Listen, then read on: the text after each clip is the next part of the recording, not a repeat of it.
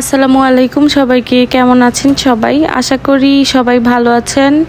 আমরাও সব কিছু মিলিয়ে আছি মোটামুটি, যেহেতু দেশের অবস্থা ভালো নেই। চারদিকে পানি পানি বন্যার কারণে দেশের অবস্থা অনেক বেশি খারাপ। আর আমাদের ফ্যামিলির মেম্বার, আমার হচ্ছে ভাইয়ের বউ, ওরাও হচ্ছে এই বন্যার পানিতে হচ্ছে আটকা পড়েছিল 2 দিন, যার কারণে আমাদেরও মন মানসিকতা গত 2 দিন ভালো ছিল না। তো তারপরে হচ্ছে ব্লগগুলো শেয়ার করা, আসলে ব্লগগুলো হচ্ছে আগেই ভিডিওগুলো করা। তো আজকে 2-3 দিন হচ্ছে ভিডিও শেয়ার করতে ইচ্ছে করতেছিল না, তো এই ভিডিওগুলো এডিটিং করাও ছিল, তো ভাবলাম যে আপনাদের সাথে শেয়ার করেই ফেলি, যেহেতু ভিডিওগুলো করাও আছে আর মোবাইলের মেমোরিও ফুল হয়ে যেতেছিল, তো এই জন্যই হচ্ছে শেয়ার করা। তো এই তো সকাল সকাল আপনাদের মাঝে চলে আসলাম, নাস্তা টাস্তা শেষ করে রান্না থেকে ব্লগটি স্টার্ট করলাম। সকালে নাস্তা খেয়েছি, ওইটার ভিডিও করা হয়নি, বললামই তো মন মানসিকতা ভালো ছিল না। আর এই ভিডিওগুলো যেহেতু আগের, আমি হচ্ছে গত কয়েকদিন কোনো ভিডিওই করি না, যত ভিডিও আপলোড করি সবই হচ্ছে আগের ভিডিও, আগে করে রাখা ভিডিওগুলো। তো আমি হচ্ছে এই তো আজকে হচ্ছে মুরগি রান্না করব, আর এখানে হচ্ছে ডাউল বসাতেছিলাম। তো আজকে একটু অন্যরকমভাবে ডাউল রান্না করব। সবসময় তো এক হলে পাতলা ডাউল রান্না করি, নয়তোবা হচ্ছে ডাউল ভুনা করি। তো আজকে হচ্ছে ডাউল ভুনাই করব, কিন্তু একটু অন্যরকমভাবে করব। তো এই তো আমি এখানে ডাউলগুলো হচ্ছে আগে বসানোর আগে 10 মিনিট ভিজিয়ে রাখছিলাম। তারপরে ওই ডাউলের মধ্যে পেঁয়াজ, তারপরে হচ্ছে রসুন কুচি, কাঁচামরিচ, টমেটো, একটু আদা রসুন পেস্ট, তারপরে হচ্ছে একটু জিরা দিলাম, আস্ত যে জিরাটা ওইটা, তারপর হচ্ছে একটু জিরা বাটা, আর হচ্ছে দিয়ে দিলাম সরিষার তেল। তো আমি এখানে হচ্ছে তারপরে হলুদ দিলাম, মরিচ দিলাম, দিয়ে আমি হচ্ছে ভালো মতো এখন হচ্ছে মশলাটাকে ভালো করে হচ্ছে একদম হাত দিয়ে হচ্ছে একদম করে নিব, চটকিয়ে নিব আর কি। একদম ভালো করে হচ্ছে একদম হচ্ছে হাত দিয়ে হচ্ছে একদম দেখতেই পারতেছেন, আমি একদম হচ্ছে ভালো করে হচ্ছে ডাউলের সাথে মশলাগুলোকে হচ্ছে মিশাইতেছিলাম। তো এই তো এখন হচ্ছে ডাউলটা হচ্ছে বসিয়ে দিলাম। তো আমার হচ্ছে যা বলতেছিলাম আর কি, আমার ভাইয়ের বউ, ওর বাবার বাড়ি হচ্ছে নোয়াখালীতে। তো ও হচ্ছে নোয়াখালী বেড়াতে গিয়েছিল, ওইখান থেকে ও হচ্ছে ফেনীতে ওর বোনের বাড়ি, ফেনীতে হচ্ছে ওর বোনের বাড়িতে বেড়াতে গিয়েছিল। পরে ওইখানে যেদিন গেছে রোববার দিন গিয়েছিল, আর মনে হয় মঙ্গলবার থেকেই হচ্ছে বন্যার এটা শুরু হয়। তো ও হচ্ছে ওইখানে একদিন থাকার পরের দিন বিকালে চলে আসার কথা ছিল, কিন্তু আসেনি, ভাবছে সবাই মিলে রেখে দিছে যে পরের দিন আসার জন্য, ওইটাই কাল হয়েছে। সে পরের দিন আসবে, আর ওই দিন রাত্রে থেকেই হচ্ছে বন্যার ঢল নামা শুরু হয়। তো ওদের হচ্ছে ওর বোনরা হচ্ছে নিচতলায় থাকে, আর ওই বাড়িটা 7 তলা ছিল, আর রাতের মধ্যেই হচ্ছে নিচতলায় পুরো পানি এসে হচ্ছে ওই ওর বোনের বাসা, ওই আপুর বাসা হচ্ছে পুরো হচ্ছে পানির নিচে হচ্ছে পড়ে যায়। তো পরে ওরা হচ্ছে 3 তলায়, ওদের আত্মীয় ছিল, রিলেটিভ ছিল, ওই বাসায় যে আশ্রয় নেয়। পানি প্রায় 1 তলা 1.5 তলা পর্যন্ত চলে আসে। তো ওইখানে ওরা হচ্ছে সেফ জোনেই ছিল, কিন্তু থাকলেও চারদিকে হচ্ছে পানি। তারপরে ওদের মোটামুটি খাওয়ারও সংকট ছিল না, ওদের হচ্ছে পানির সংকটটা দেখা দিয়েছিল। ওরা 3 দিন ছিল, নেট নেই, তারপরে হচ্ছে কারেন্ট নাই, গ্যাস নাই, খুবই একটা বাজে অবস্থা, খুবই একটা খারাপ অবস্থা, কি বলবো।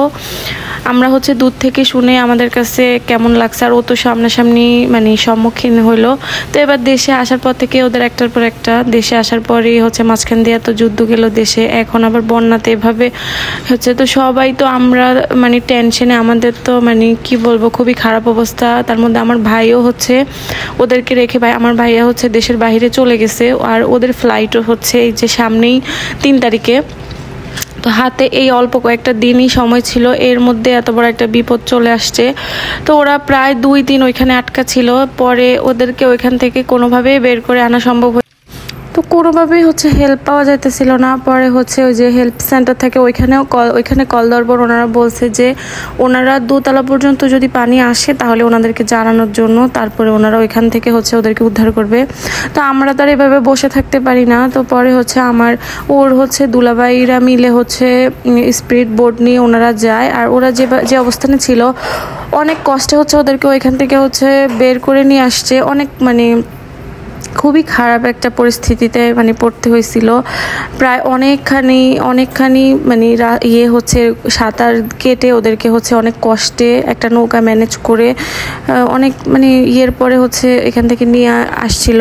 আর যেহেতু ওর চারদিকে পানি, এখন কিন্তু সাপের উপদ্রবও অনেক বাড়ছে, যার কারণে হচ্ছে যে কোনো জায়গায় এখন যাওয়াটা রিস্ক। আর যেহেতু ভারত থেকে হচ্ছে এই কাজটা করছে, ভারত থেকে পানিটা ছাড়ছে, আর মাঝখান দিয়ে কিন্তু বাংলাদেশে রাসেল ভাইপার যে সাপটা ওইটা কিন্তু ভারত থেকে আসছিল। আর এখন যেহেতু ভারত থেকেই পানি ছাড়ছে, তার মানে এই সাপটার আবার উপদ্রব শুরু হইতে পারে বা হয়েছে হয়তো বা। তো মানে অনেক বেশি ফেনীতে আমি যতটুকু শুনছি যে অনেক বেশি সাপের উপদ্রব বেড়ে গেছে। এটা স্বাভাবিক, যেহেতু পানিটা হচ্ছে মানে চারদিকে পানি, সাপ এখন হচ্ছে শুকনা জায়গা খুঁজবে, বাসাবাড়িতে স্থান নিবে। তো মানে কি বলবো, এই অবস্থায় হচ্ছে মানে খুবই খারাপ একটা অবস্থা। কি বলবো, আমাদের নিজেদের ক্ষেত্রেই মানে বুঝলাম যে আমাদের কি অবস্থা হয়েছে, সবার টেনশনে খুবই খারাপ অবস্থা হয়েছে। আর এরকম তো সবারই, যাদের এরকম ফ্যামিলি আটকা পড়ে আছে। তো গত 15-16 বছর ধরে শুনে আসছি যে ভারত হচ্ছে আমাদের বন্ধু দেশ, যেটা বলা হইতে মানে সবসময় বলা হইতো যে আমাদের পাশের দেশ, আমাদের বন্ধু স্বরূপ দেশ। সো সেটা এখন হচ্ছে প্রমাণ করে দিল যে আসলেই ভারত আমাদের কতটা বন্ধু স্বরূপ দেশ। তো মানে সারা জীবন বলছে পাকিস্তান হচ্ছে আমাদের শত্রু আর ভারত হচ্ছে বন্ধুত্ব। তো এরকম বন্ধু থাকার চাইতে পাকিস্তানের মতো শত্রু থাকা অনেক ভালো। যাই হোক, কথাটা করে বললাম, কিন্তু আসলেই জিনিসটা খুবই দুঃখজনক যে এভাবে হুট করে পানিটা ছেড়ে দিয়ে মানুষের যে কি বিপদে মানে ফালাইছে এটা বলার বাহিরে। আমাদের চাঁদপুরেও হচ্ছে অনেক পানি ঢুকছে, মানে আমি যতটুকু শুনছি যে আমাদের বাড়ির চারোদিকে পানি। আমাদের এক একজন হচ্ছে এক এক জায়গায়। আমার ভাইয়ের বউ হচ্ছে ফেনীতে যে আটকা পড়ে গেছে, আমার বাবা মা মানে বাড়িতে হচ্ছে গেছে, ওরা যেহেতু 4 তারিখে চলে যাবে সবাইকে বলার জন্য দেশে মানে গ্রামে গেছে বেড়াতে। এর মধ্যে হচ্ছে ওইখানে যে আমার বাবা মা আটকা পড়ে গেছে, আমার বোন তো ঢাকাতে, আমার ভাই হচ্ছে, মানে সব একজন এক এক জায়গায় কি একটা যে অবস্থা। যাক, আল্লাহ সর্বশেষ হচ্ছে মানে আমার ভাবিকে, তারপর আমার ভাইয়ের ছেলে মেয়েদেরকে হচ্ছে, তারপর ওদের সবাইকে হচ্ছে হেফাজতে বাসায় নিয়ে আসতে পারছে, আল্লাহ রহম করছে, বা ওদেরকে সুস্থ সবল মতো নিয়ে আসতে পারছে, এটাই অনেক। তো আমি আপনাদের সাথে অনেক কথা বলে ফেললাম। কথা বলতে বলতে আমার প্রায় রান্না হচ্ছে শেষ। তো আমি হচ্ছে আমার হচ্ছে নিচের যে কার্পেটটা ওইটা পরিষ্কার করতেছিলাম। তো আমার বাসায় কিন্তু ওই যে ইলেকট্রিক যে মেশিন থাকে কার্পেট পরিষ্কার করার, ওইটাও আছে, কিন্তু ওইটা দিয়ে করতে আমার খুবই ভেজাল লাগে, যেহেতু ওটা কারেন্টের লাইনে লাগাইতে হয়, যা মানে সবখানে তো আর কারেন্টের লাইন থাকে না, তাই না। কিন্তু এই যে মানে আমি যেটা দিয়ে পরিষ্কার করলাম, এই ব্রাশটা হচ্ছে অনেক বেশি উপকারী, অনেক ভালো, এই জন্য আপনাদের সাথে একটু শেয়ার করলাম। এটা দিয়ে একদম খুবই সহজে পরিষ্কারও করা যায়, আর মানে কার্পেটগুলো অনেক সহজে পরিষ্কারও হয়ে যায়। তো আমি একদম খুবই সহজভাবে ইজিলি এটা দিয়ে হচ্ছে পরিষ্কার করে ফেলি, আমার একদম ঝামেলাও হয় না, কারেন্টের লাইন নিয়েও টানাটানি করতে হয় না। তো যাই হোক, সর্বশেষে আমার রান্নাবান্না হচ্ছে শেষ। এখন হচ্ছে আমি বিকেলের নাস্তা বানাচ্ছি, আর আজকে হচ্ছে প্যানকেকের মতো করে মানে বানাবো, প্যানকেকই বানাবো। তো আমার হচ্ছে কখনোই হচ্ছে আমার প্যানকেক গোল হয় না, মানে এই তো দেখেন গোল হয় না বলতে এরকম আর কি, একদম একটা পারফেক্ট মানে একটা পারফেক্ট গোল থাকে না, ওইটা হয় না আর কি, এরকম হয়। তো আমার হচ্ছে আমি প্যানকেকগুলো বানিয়ে নিতেছিলাম। লরিফার বাবাকে হচ্ছে অনেকগুলা অফিসে দিয়ে দিব, আর বাকিগুলো আমরা মা মেয়ে খাবো। তো এই তো আমি হচ্ছে মোটামুটি বানিয়ে ফেলছি, আর এগুলো হচ্ছে লরিফার বাবাকে অফিসে যাওয়ার সময় দিয়ে দিব। তো আমি এটার উপরে হচ্ছে মানে যখন ও মানে নিয়ে যাবে তখন এর উপর দিয়ে হচ্ছে হালকা একটু মধু দিয়ে দিব। আর এই তো আজকে আমার দুপুরের রান্না ছিল মুরগি, তারপরে বেগুন ভাজি করলাম শুকনা, আর হচ্ছে ডাউল, আর হচ্ছে ভাত। এই ছিল আজকে আমার দুপুরের খাওয়া দাওয়া। তো আমাদের হচ্ছে বেশিরভাগ সময় হচ্ছে মুরগিটাই খাওয়া হয়, কারণ হচ্ছে আমরা মানে সবাই, আমরা বাসায় হচ্ছে লরিফার বাবা, আমি বা লরিফা, আমরা হচ্ছে মুরগি খেতে অনেক পছন্দ করি। আমাদের হচ্ছে মুরগি খেলে অভুক্তি আসে না। মানুষ আছে না যে মুরগি খেতে খেতে একসময় অভুক্তি চলে আসে, আমাদের ক্ষেত্রে এটা হয় না। আমার কাছে সবসময় ভালোই লাগে, মুরগি যতই খাই না কেন ভালোই লাগে। তো আমি হচ্ছে প্যানকেকের উপরে হচ্ছে একটু মধুগুলো দিয়ে দিলাম। এখন হচ্ছে খাওয়া সব রেডি করে নিলাম, লরিফার বাবা হচ্ছে চলে আসছে, এখন হচ্ছে আমরা খাবো। তো খাওয়া দাওয়া শেষ করে বিকেলের নাস্তা শেষ করে আমি একটু ঘুমালাম। আর এটা আমার হচ্ছে রাতের দিকের ভিডিও ছিল। আমার হঠাৎ করে হচ্ছে অনেক বেশি খিচুড়ি খেতে ইচ্ছে করতেছিল, তো যখন যেটা ইচ্ছে হয় আমি সেটা বানিয়ে খেয়ে ফেলি। তো হচ্ছে এখন ভাবলাম যে যেহেতু মুরগিও রান্না করা আছে, তাহলে খিচুড়ি রান্না করে ফেলি। তো সব কিছু রেডি করে নিলাম, যেমন কথা তেমন কাজ। আর এখান দিয়ে হচ্ছে ভাবলাম ঘরে বরবটিও ছিল, ভাবলাম যে একটু ভর্তা করব, তো এই জন্য বরবটিটাও হচ্ছে সিদ্ধ হওয়ার জন্য বসিয়ে দিলাম। আর এখান দিয়ে হচ্ছে খিচুড়িটাও বসাই দিতেছিলাম। তো আমি হচ্ছে চাউল ডাউল একসাথে ধুয়ে নিলাম, তারপরে সব কিছু কেটে কুটে নিলাম। আর আমি হচ্ছে এখানে ভাতের চাউল নিয়েছি একটু, আবার সাথে হচ্ছে পোলাও চাউলও নিয়েছি। তারপরে হচ্ছে এখানে আমি 2 রকমের চাউল নিয়ে নিছি।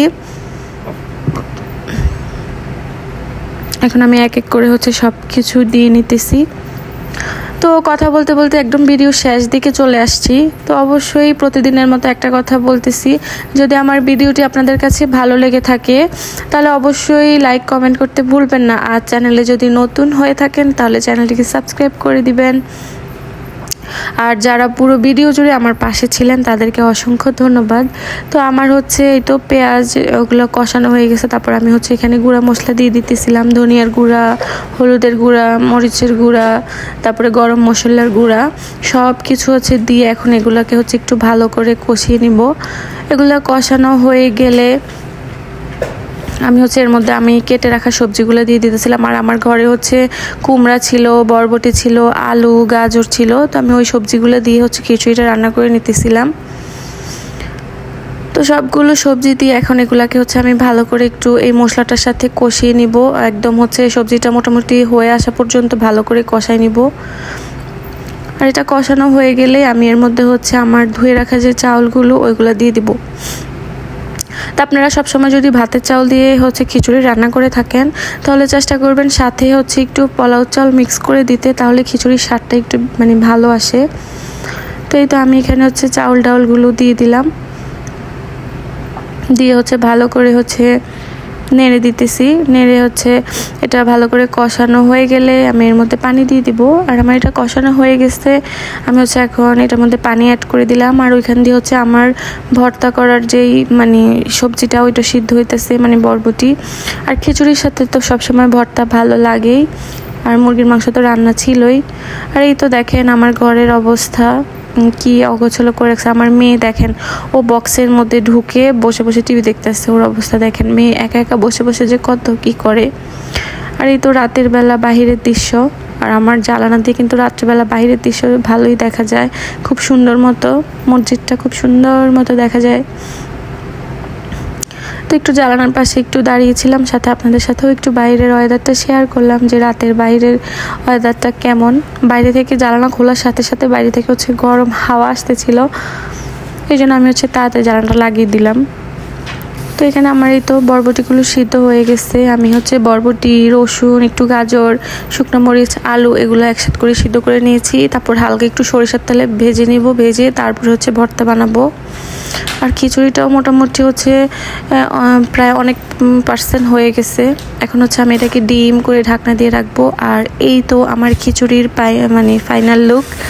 খিচুড়িটা অনেক সুন্দর হয়েছিল আর অনেক বেশি স্বাদও হয়েছিল। তো আজকে অনেক কথা বললাম আপনাদের সাথে, কথা বলতে বলতে আমার সারাদিন আমি কী কী করলাম সব কিছু আপনাদের সাথে শেয়ার করলাম। তো আজকে আমার ভিডিওটা এই পর্যন্তই।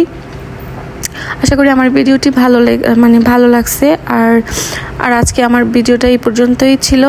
দেখা হবে নতুন কোনো ভিডিওতে। আমার জন্য সবাই দোয়া করবেন, আমার ফ্যামিলির মানুষদের জন্য দোয়া করবেন, আর আপনাদের সবার জন্য রইল দোয়া এবং ভালোবাসা। তো সবাইকে বিদায় জানিয়ে আজকের মতো আল্লাহ হাফেজ, আসসালামু আলাইকুম সবাইকে।